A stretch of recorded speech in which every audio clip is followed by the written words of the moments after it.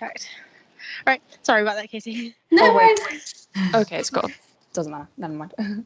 Cool. Ready? Go. Good to go? All right, perfect. So first off, thanks very much for having me this evening. So I'm Katie Dyke and I'm the Policy Officer for WDC and I work on the Shawwatch programme. And so basically, in a nutshell, my job is to support community members to get involved in Shawwatch and conduct Shawwatch surveys for us. So I have the very fortunate job of meeting with lots of lovely people on the ground, training them up to take part in Shawwatch, and I also get to do a lot of the shore-watching myself as well. So I get to go to all these fantastic spots across Scotland and stand on cliff tops and look out for whales and dolphins. And yeah, it's a pretty nice job, I must admit. It's been slightly different over COVID, and I've been adapting to that. But yeah, I'm looking forward to being able to get back out there, engage with volunteers, and get back out surveying. And so I do a lot of the day-to-day running on of the project on the ground, and then we have others in the team, so it's run by our head of policy because all of our data that we collect feeds back into our policy work. We've got a data manager who deals with most of the data that we have coming back, and we've also got a new team member, Emma, who is listening into the talk today, and she is another policy officer who's going to head up our Shawwatch sites on the Northern Isles. That we're very excited about expanding our Shawwatch sites across to the Northern Isles. So in the past, I have come to Aberdeen Uni and delivered a full day's training for students, but sadly, due to COVID, things are a little bit different this year. Obviously, you guys aren't all at the uni, and I'm also not travelling to Shawwatch sites and doing face-to-face trainings. And we've sadly had to take a break from surveying until we're out of lockdown. So we actually have missed about a year's worth of data collection due to the pandemic. So today, instead of giving you a full training on how to take part in Shawwatch, I'm going to give you a bit of a Shawwatch teaser and hopefully attract you into getting more involved with Shawwatch when we're able to get out there and fully engage with volunteers in the programme again when we're out of this current stay-at-home lockdown. So today I'm going to give you a short introduction to WDC. Then I'm going to talk a little bit about Shawwatch, the project, how we run our surveys, and what's involved of our local communities that we work with. And I do want to say a big thank you to two of our key Shawwatch volunteers who are based up at Tory Battery, which is Aberdeen's local Shawwatch site, Walter and Monica, and they've provided a lot of anecdotal information for today's presentation, and all the pictures have come from them too. So they are very fortunate to spend most of their time out at Tory with a lovely couple of cameras and take some fantastic pictures for us, which you can see throughout the presentation. Just to let you know as well, I am obviously working from home like everybody else, and I do have a very curious cat, so you might see him coming across the screen at any point, so I do apologise about that. So here at Whale and Dolphin Conservation, we are a global charity dedicated to the conservation and welfare of whales and dolphins and porpoises, and we are collectively known as cetaceans. As I said, we're a global charity and we have offices in the UK and further afield, in Argentina, US and Germany. And our vision at Whale and Dolphin Conservation is a world where every whale and dolphin is safe and free. And there's four key aspects to our work in protecting whales and dolphins and ensuring that we reach our vision. And these four kind of aspects of our work is to end captivity, stop whaling, create healthy seas, and prevent deaths in nets. And we do this through a whole range of work, for example, campaigning, research and education, and our Adopt a Dolphin programme, and through a lot of outreach projects, for example, Shorewatch and other engagement events that we're involved in. It's not switching. Sorry, my screen seems to have not switching through. It's not a good sign, is it? Might just escape and, oh, there we go. There we go. So another slightly newer aspect of our world, of our work, is the green whale. And I just wanted to talk about that briefly today because whales play an amazing role in supporting the marine ecosystem and to help mitigate towards climate change. And here's a little bit of a teaser video of our work, what we're trying to present through the Green Whale project. It's only about 50 seconds. I hope it buffer's okay for you guys, but if it is struggling to buffer, it's only about 50 seconds, so it won't be too bad.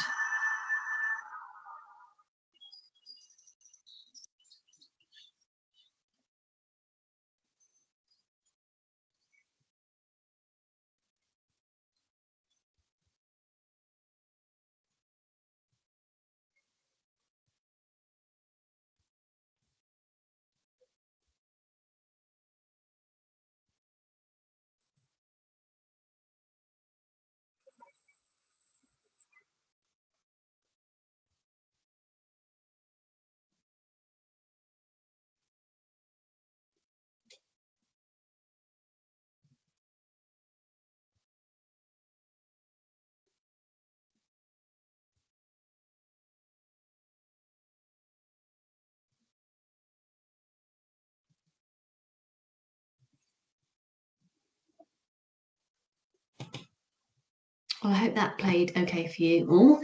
And so I'm just going to briefly explain how this works using this infographic. So whales and dolphins feed at the depth in the sea, and when they come up to the surface to breathe, they do massive poos, which release lots and lots of nutrients. And these nutrients are really good for phytoplankton. Now, phytoplankton is important because through photosynthesis, it absorbs around 40% of carbon from the atmosphere. And these floating rainforests of phytoplankton produce half of the planet's oxygen. And this whole process creates a thriving ocean habitat, which also helps support fish populations. And not only do they do this amazing whale pump, but another aspect of how whales can combat climate change is when they die, we call this whale fall, as they fall to the bottom of the ocean. A whale carcass will sink to the ocean floor, where the carbon is stored for thousands and thousands of years. Whale carcasses also provide vital food source for a home of up to 200 species on the ocean floor. And because they are large and have long lifespans, they also lock away lots of carbon. So whales really are ecosystem engineers for the ocean, and it's therefore really important that we not only protect them, but we allow them to thrive in our oceans and allow them to bounce back to the numbers that we had post-whaling days. And so we live in a really exciting part of the world. I know that some of you are logging in from further afield, but focusing in on Scotland and the UK, we can see up to 21 species of whales and dolphins without having to leave the UK. When I was growing up, I wanted to get involved in marine conservation, and I dreamt of warm waters. I pictured myself on a boat following bottlenose dolphins in Australia, or some warm, beautiful place, and I had no idea of the abundance of species that we actually get in our own seas.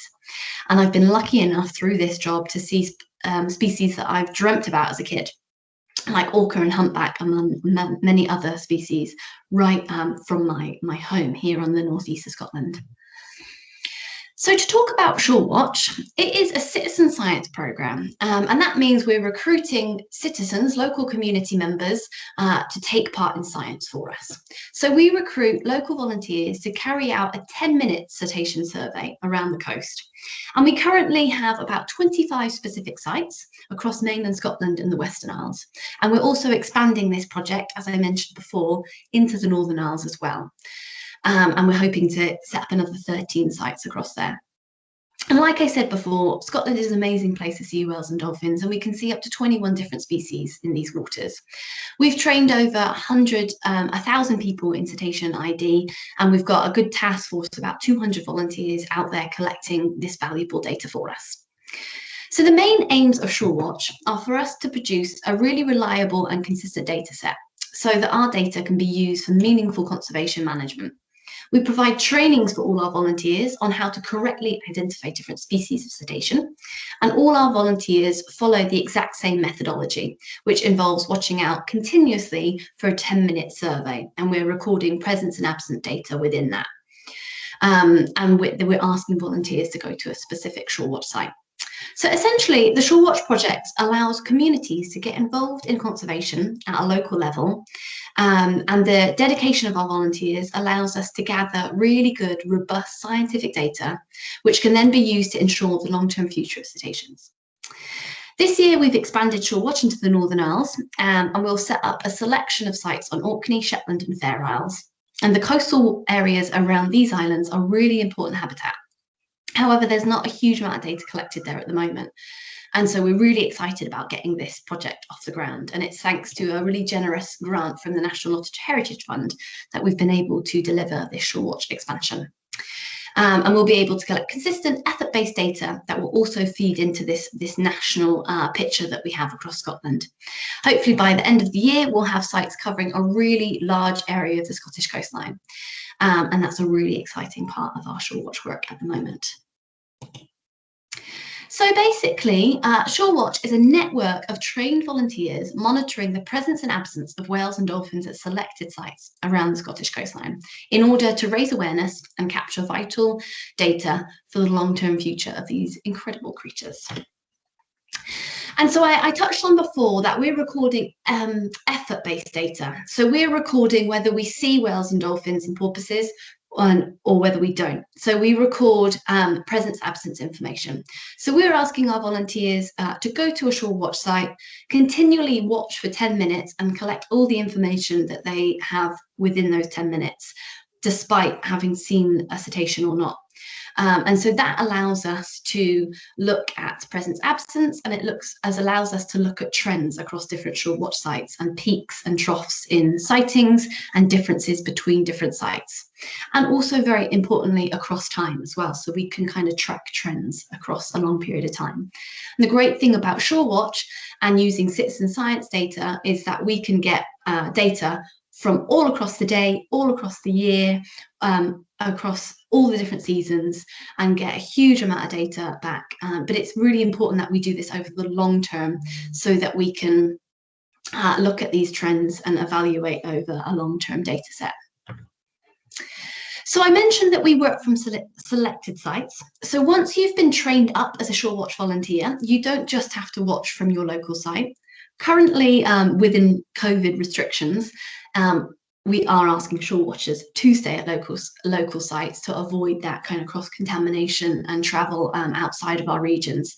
But when we return to back to a bit more of a normal world, as a Shawwatch volunteer, you can Shawwatch from a number of different sites.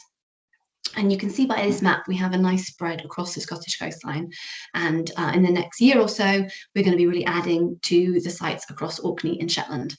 And I'm very excited about going up to the Northern Isles to spot a cetacean or two. So another key objective of the Shawwatch project is to raise awareness of what a great place Scotland is to see whales and dolphins, but also to support our volunteers to have the skills and confidence to speak to general members of the public.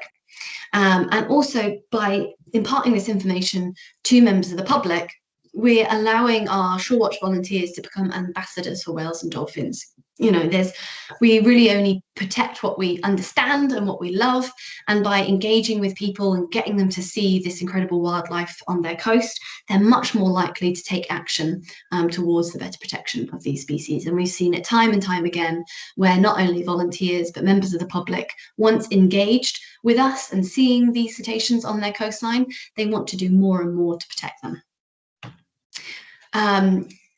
I've touched on what we do with our data. So we are collecting all of this data so that we can provide ongoing monitoring to better understand the movements of coastal species across Scotland. We can also highlight hotspots and areas of importance so that we can have focused conservation efforts and science from that area.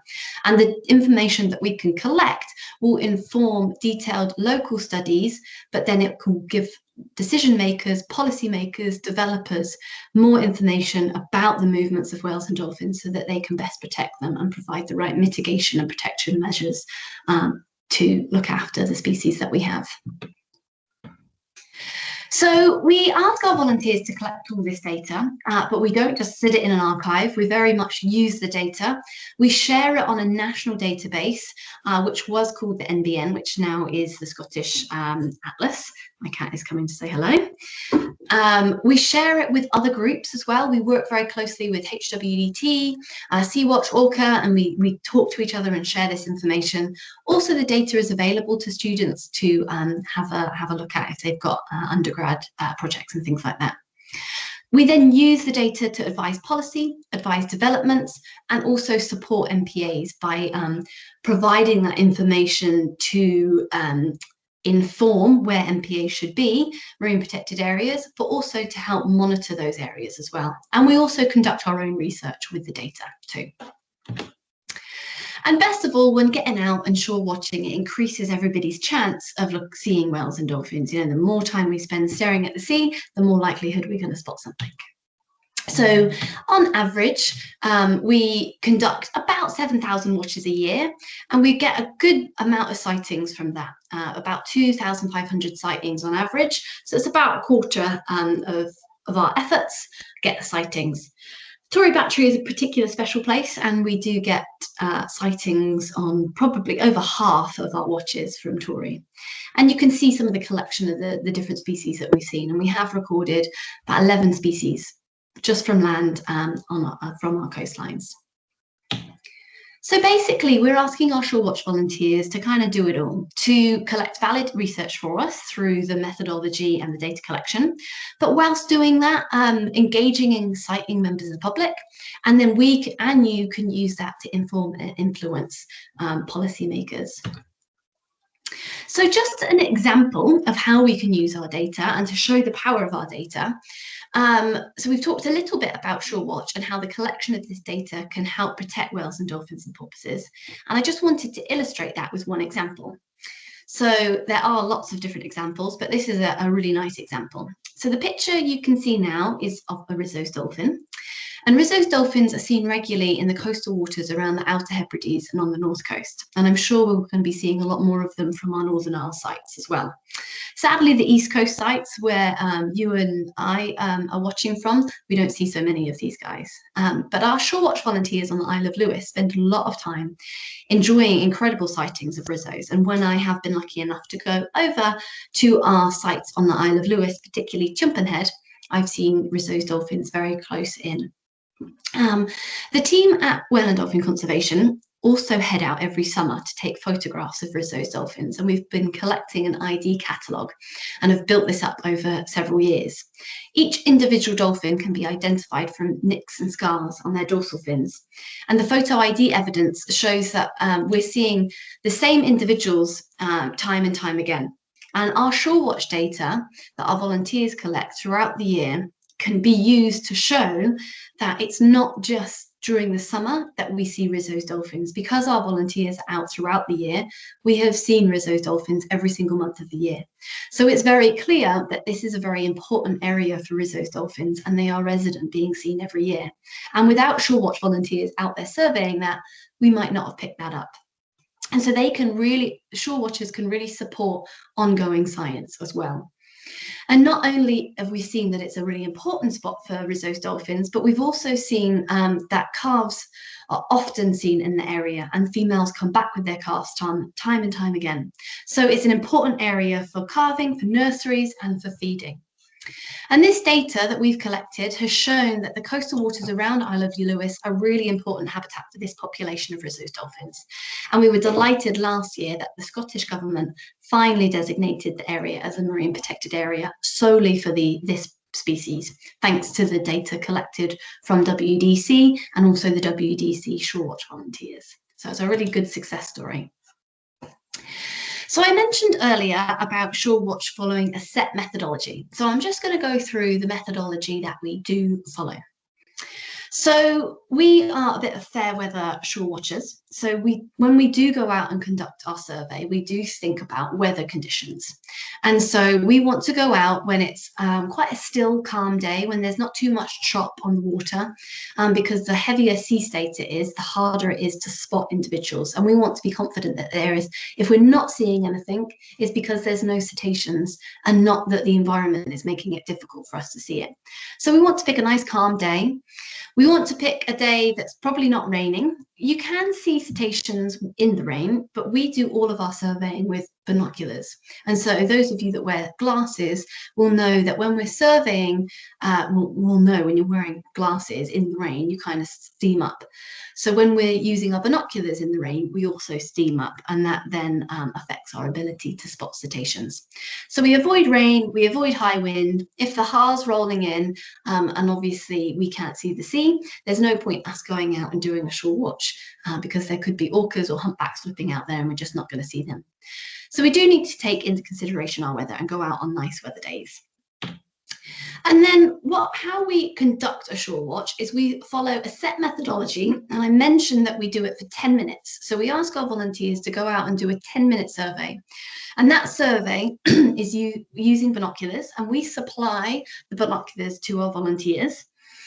And so as part of that survey, they do a 4-minute binocular scan, followed by a 1-minute naked eye scan, and then they repeat that to make the 10 minutes.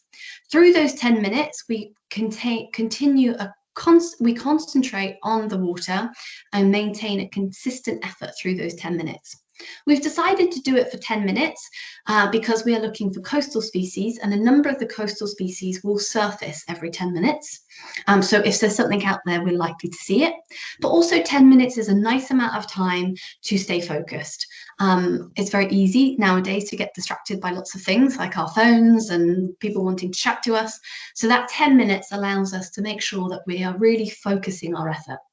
People can continue to watch with outside of that 10 minutes and do some casual watching and record anything they see in that casual watching. And then after an hour's passed, they can do another shore watch survey. So we try and get a shore watch survey on every hour for when you're at a shore watch site. But people can also just rock up, do a 10-minute survey and leave. I tend to go to a shore watch site for a couple hours and then do a couple of shore watches in each hour, and then do some casual watching in between where I can have a drink of tea and have a chat and have a couple of biscuits to keep me entertained. So during our watch, during our 4-minute binocular scan, we usually have about 180 degrees of view. And so we want to make sure that we're consistent over all of our field of view. So we separate our field of view into 4 quarters, and we focus a minute in each quarter. And we have a shore watch kit that comes with every shore watch site, which consists of our binoculars, data sheets, a Gymboss timer, a watch, and a pen. And other information that we need. And so we can use this Gymboss timer to keep a track of our survey. So this timer will beep every minute for 10 minutes to tell us to move through these quadrants. So we move through our quadrants each minute until we come to our 4th quadrant and our 5th minute. And then we take the binoculars away from our face and we do a naked eye scan where we scan the ocean, the whole area, for any clues that there might be a cetacean out there. And then we return to our 4-minute binocular scan again and end with our 1-minute naked eye scan. And that's how we conduct our survey. We have a data sheet like you can see on the screen, and each shore watch site has data sheets like this. And we ask our volunteers to fill in certain information. So we ask our volunteers to fill in what shore watch site they're watching from, what their name is, and then it's really important that they follow up with their initials so we can associate the shore watch effort with their name. They put a date in, then they put their start time and end time. So that's always going to be that 10-minute effort that we're asking for. And then we record our environmental factors. So we look at the sea state because we want to judge how windy it is that day, and so how likely you were to see cetaceans. We use a sea state level from the Balfour scale. So we watch in a Balfour scale of a 0, a 1, a 2, a 3, and a 4. Anything over a 4 we feel is too windy, too choppy on the sea, and it greatly reduces our ability to see things like porpoises and minke whales. So we only watch in those sea states. And then we would record our visibility. So we record how good our visibility is in a day. If we can see over 20K, then we've got really good visibility. If we can only see kind of halfway out to the water, we've maybe got a moderate visibility. If we can't see very far at all, like with Tory Battery, if you couldn't see past the harbour walls, you probably wouldn't even bother doing a shore watch because you can't really see enough of the sea to be able to collect enough data. Then if we see a cetacean, we write down that we've seen a cetacean. We can write down if we've seen any other marine mammals, and you can at Tory. I've seen otters, and there's lots of seals around as well. And then we log how many feeding birds we've seen as well, not how many, sorry, if we've seen feeding birds or not. If we see a number of feeding birds diving and hitting the surface of the water, it's clear that there's food around there. So we want to make an association if we're seeing cetaceans when there's food in the area or outside of that time as well. We also record how many boats we see because we want to understand if there is an impact or an increase in boats. Obviously, Aberdeen is a very busy site, and the dolphins there seem to make that kind of sacrifice. It's such a good area for food for them that they're making that kind of sacrifice on possibly the noise and their health to be in an area that is so busy with that boat traffic. Then we take any notes down, and then we also write a number down of how many people we've engaged with. Because this is a community project as well, we want to have an idea of how much reach we're getting and who we're speaking to when we're out on our Shawwatch sites.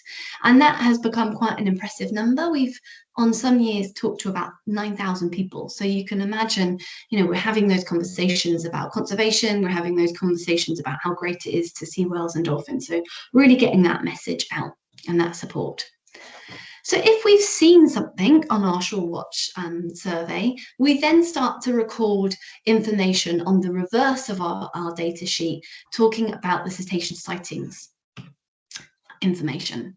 So we take a series of information down. So we again take the date down, we record what time we saw the animal and what time our sighting finished. We take location information. Through our binoculars, we have a compass and a distance estimate. So we can take a location through our compass and our reticule finder through the binoculars. We take information about what species we've seen. So we try and pinpoint what species we've seen using clues and cues that we talk about through our Shawwatch training, how we break down to what species we might be looking at, and how confident we are of that species. And then we take information about how many are in the group and how many calves are in the group, and then some basic behavioural information like if they're travelling, if they're staying, what direction they're going, are you seeing breaching, feeding, anything like that. And the more information that we get about our recording on our sighting, the more we can tell about what happened in that instance. So that's a little bit of information about Shawwatch and how we collect our data. And I just wanted to bring some awareness to you guys. You might already be aware, but disturbance of whales and dolphins actually is a criminal offence. And when we're out on the water, if it's a boat, a kayak, or a paddleboard or a jet ski, we do love seeing whales and dolphins, and it can be an incredible experience. I had some bottlenose dolphins surrounding me on my paddleboard a couple of days ago, but we do need to be really careful not to get too close to them. Whales and dolphins need time to rest. They need time to feed and socialize and reproduce and create bonds between mothers and calves. So if we get too close, we can disrupt this natural behavior. And repetitive disturbances can even drive whales and dolphins away from places that are important to them.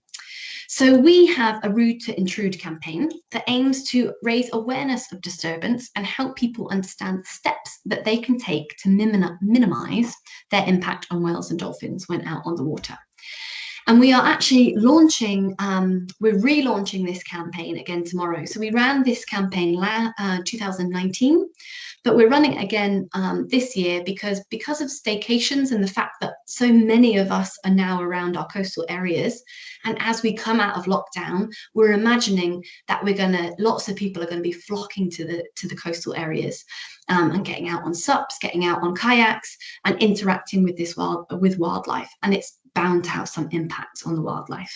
So we're launching a campaign over the Easter holidays, and we'll relaunch it again over the summer, just to remind people to still get out there and have fun on the water, but to respect the space of whales and dolphins. And that's launching tomorrow. So please keep an eye out on social media, on Twitter, on Facebook, on Instagram. There will be lots of posts going out tomorrow and all across the Easter.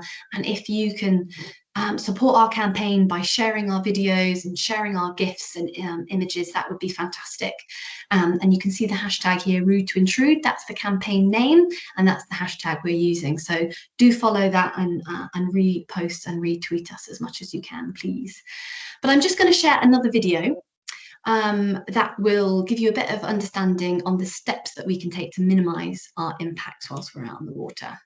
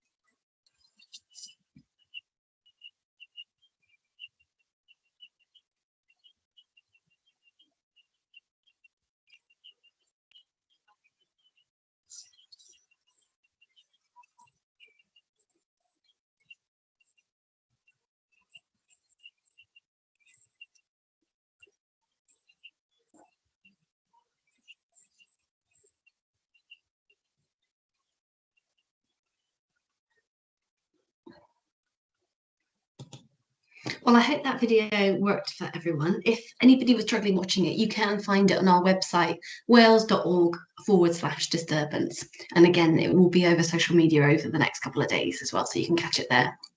But I would encourage you, if you're concerned or you see any disturbance on the water, please do phone 101 and report it. It is a criminal offence.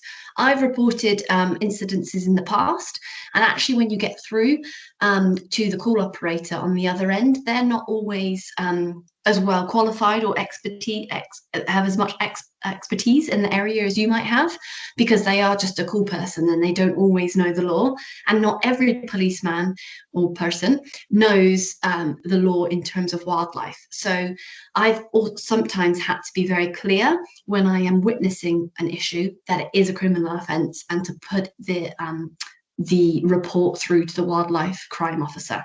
And it is quite important to get an incident number because sometimes it's not reported accurately. So getting that incident number and making sure it's followed up is key.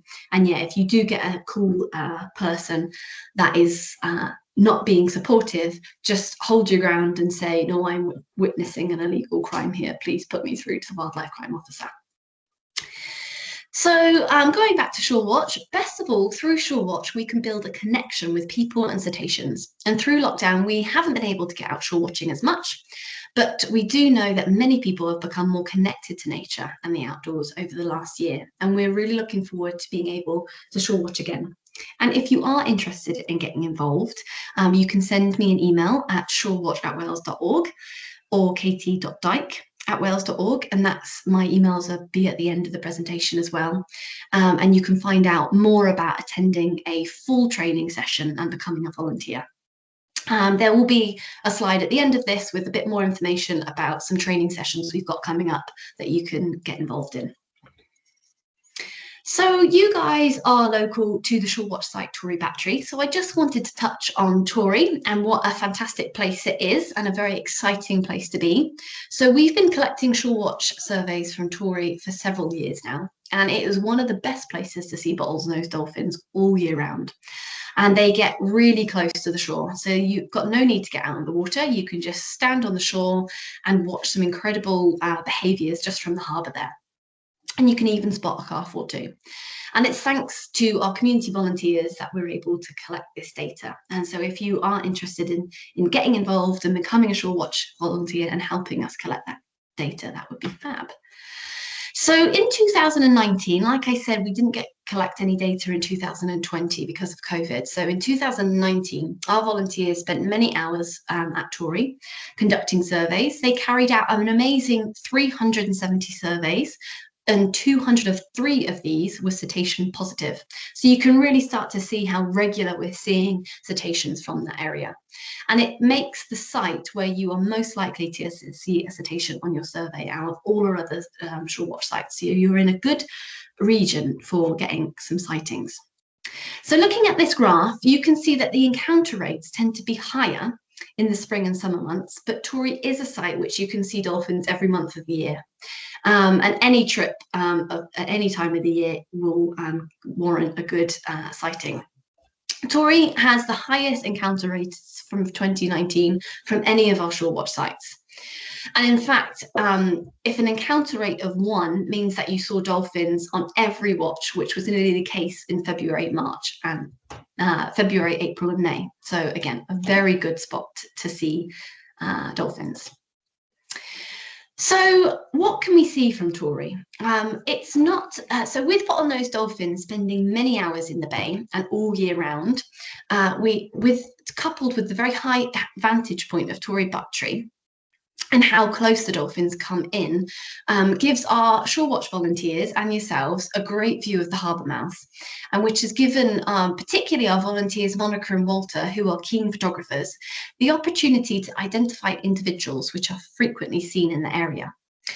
As I mentioned before about talking about Rizzo's dolphins, it's possible to identify individual dolphins through photo ID, which involves taking a picture of the dorsal fin, as you can see here, and its unique nicks and markings on the fin allows us to identify the individuals, much like our fingerprint. And this is a great way of tracking populations, and it's completely non-invasive procedures, meaning it doesn't disturb the dolphins, and it helps us learn about population sizes, as well as social demographics between individuals. And it's been possible to document where individuals travel to, which individuals are hanging out with who, and even create family trees. And we have seen that this group travel quite a lot, and they have been spotted within the Moray Firth on the Caithness coast, but also as far as Ireland and the Netherlands. And recently, Shawwatchers at the site have been in touch with the Northumberland dolphin group who watch for dolphins around that area, and it appears that many of the southern animals from that group visit Aberdeen. A number of the northern individuals from the Moray Firth group also visit Aberdeen, and so it's a bit of a crossover between that north and south, with sometimes more than 30 individuals coming to the area. This kind of research also helps us not just focus on populations, but the importance of individuals and how they lead complex lives. They have complex social structures and culture with a very distinct culture. And it's very important to be thinking about this culture and this complexity when we're thinking about conserving a species. And this picture that you can see on the screen here is taken by our Shawwatch volunteers. And it's a picture of a known individual called Prism. And he's got a very clear nick at the top of his dorsal fin here, so he's very easy to ID. And so he's been seen around Aberdeen Harbour, but he's also quite a common individual seen around Chanonry Point and Cromarty as well. So you can really start tracking where these individuals are moving. Oh, my screens are stuck again. And so this picture, you can, oh, it's a little bit, there seems to be an overlay of the picture there, sorry. But this, if you can make it out, this picture is of a very special lady called Fitri, and she has got a spinal deformity, and she spends a lot of her time at Aberdeen. And because of photo ID again, we can see this spinal deformity. And we've noted that through this Moray Firth and East Coast population, quite a number of individuals suffer with this spinal deformity.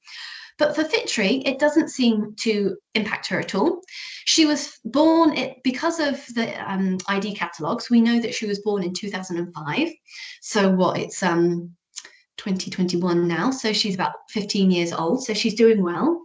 And it doesn't seem to inhibit her feeding. She's often seen around Aberdeen with other animals, and she's often being seen throwing fish around, and her back does not appear to hinder her at all. So if you are at Tory, do keep an eye out for Fitri. She is quite a resident here in Aberdeen. And when she does hang out, she tends to hang out for most of the day. And so from Tory, we're able to witness lots of behaviours of these dolphins. And we have seen that it is a nursery ground for calves. So you do have a good chance of spotting youngsters whilst you're out at Tory. And we've noticed that it is a bit of a nursery ground where females take in turns to look after the young. And we've noticed that they kind of form this creche around the breakwater, where a number of individuals will hang out with the young, look after the young, and maybe it's the mothers that are taking a little bit of a break and they're going a bit further afield to do some fishing and some hunting, whilst the others are looking after the young. We have noticed, we've thought in the past that it is the females and the sisters and the aunties that do this kind of looking after young and this creche kind of facility, but there is an individual called Mischief that's seen quite a lot in the Inner Firth, who is a male who was identified as a female for a number of years because he would take part in this creche and look after the youngsters. It was thought it was more of the females that looked after the youngsters, but then we found out that Mischief was a male, so it is males and females looking after the young, and they don't necessarily have to be related either. So we've already talked about it's a fab place to see some socialising. It's believed that it's a meeting ground for the northern and southern groups, and this is helped by the photo ID. And we can see in this picture a few individuals that are known individuals, Muddy and Ava, who are also seen regularly around Aberdeen. So it's quite fun to start creating that picture of the individuals that we're seeing. And I think we can see Prism in there as well. Oopsies, I moved on too fast. So talking about the behaviours, you can see in this picture that there's a group of dolphins bow riding on the tankers here. And I must admit, it is a pretty fun spot to be when a tanker comes in, because you can kind of see the dolphins getting pretty excited and waiting for the tankers that they prefer. I think there's something to do with a particular size of tanker that has the right velocity that just the dolphins love, and they just bow ride, and often they use the tankers to take them out of the harbour, and then you see them off on their way, and they do look like they're having a lot of fun bow riding there. And I must admit, I do a bit of squealing on the side, on the shore, when I'm watching them breaching in front of the boats. We've also witnessed them surfing. So when the surf's up, you'll see the dolphins having a good play around as well. So Tory is a great place to watch some of these really interesting behaviours. And it is also a really important place to have eyes on the sea. And through having Shawwatch volunteers and engaged community members out looking from the coastline, it's us that can witness some interactions that we might need to monitor and report on. So there's things like developments and a lot of boat activity going on in the harbour, and there's not a huge amount of resource and money to have the right level of ongoing monitoring of particular disturbances and developments in particular areas. So we can really come in handy being there every day and watching the water. We can inform if there's any breaches of development procedures or breaches in licenses of development, and we can also comment on any disturbances. So Tory has been a great example where our Shawwatch volunteers have witnessed disturbance towards the dolphins there through boat-based disturbance, and we've been able to report that to 101 and the police, and there's an ongoing monitoring of that impact. And also you'll be aware of the harbour developments. So again, there's licenses involved with the harbour developments that are licensed through Marine Scotland.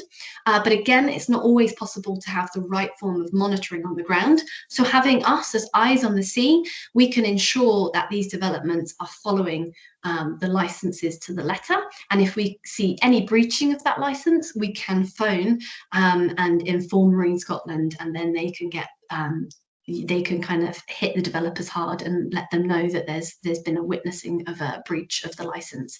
And again, that's happened a few times where people have been able to report any breaching, and SNH and Marine Scotland have been able to then follow that up. So again, a really positive example of where us as community volunteers can make a great impact for protecting whales and dolphins, not only just through collecting data, but having eyes on the sea and feeling confident about getting our voice heard. And we can all comment on consultations, and we can write to our MSPs. And so I really do encourage that community involvement with the area that you live, and be a part of any developments that are happening, and make sure your voice is heard by signing petitions, following up with consultations, writing to MSPs where possible, and supporting campaigns from your local NGOs as well. So just to end with Tory being that fantastic, exciting place to be, it's not just bottlenose dolphins that we see. We can see other marine mammals like seals and otters, but I have also seen, and Shawwatch volunteers have seen, a number of different species from the site. So this is an orca seen, I think, in 2016 on a cold December morning, a pretty crisp day. You can see it's quite a nice bright day there. And our Shawwatch volunteers, who were expecting to see a pod of bottlenose dolphins, were greatly surprised by seeing a pod of orca. It was later found out that this pod was 27's group, which had travelled down from Shetland, and were seen in the bay for about 45 minutes, hunting and cruising around, and then they were off again. We've also had a humpback whale hang around for quite a long time. I absolutely love this picture. Again, like what I was saying before about thinking about being in Australia or something and seeing humpback whales and impressive species. This picture just kind of reminds me of a scene in Australia or something, with a surfer just hanging out in the surf, and then a humpback whale pops up right next to him. I'm sure it was quite a shock for the surfer. So a humpback whale was around Aberdeen Harbour for about 3 months, I think, in 2017. And those two humpback whales, they were hanging around in the harbour, and then they also moved up and down the east coast, being spotted in numerous locations across the coast. They hung out for a long time around Newborough Beach in very shallow waters, but happily feeding on whatever big shoaling fish they found in that area. And so that was very exciting. And a number of you might already know that there's been exciting sightings of a humpback whale down in the Firth of Forth as well. And again, because of photo ID projects and citizen science projects and community members coming together, we've been able to ID these individuals as well and see that they're returning humpbacks coming to the area. So this humpback was locally named Tarquin, and he has been spotted a couple of times around the east coast of Scotland. So that's me for this evening, but I'm happy to take questions for the next 10-15 minutes. This is my email on the screen here, so katie.dyke@wales.org. Feel free to get in touch with any questions or queries about Shawwatch or any other queries that you have. And we have an online training session, so you can take part in a full Shawwatch training session, which will be, I think, about 10 till 3, so it's a full day's training, but then after that training you will be fully trained up to become a Shawwatch volunteer. And once we are out of this lockdown, the lockdown measures and stay-at-home measures, we can start supporting volunteers to get back out at their Shawwatch sites and start recording data for us. So if you want to write that date down, 25th of April, and if you're keen to sign up, you do need to email me and just sign up for that training, and I'll send you all the details and the link to get involved. But thank you very much for having me. I'll stop sharing now so I can see everybody again, but I'll leave that up for a few more seconds so that anybody that wants to take those details down can. That was brilliant. Thank you so much. Like Katie said, if anyone's got any questions, feel free to ask. I'm not sure whether to keep the recording going.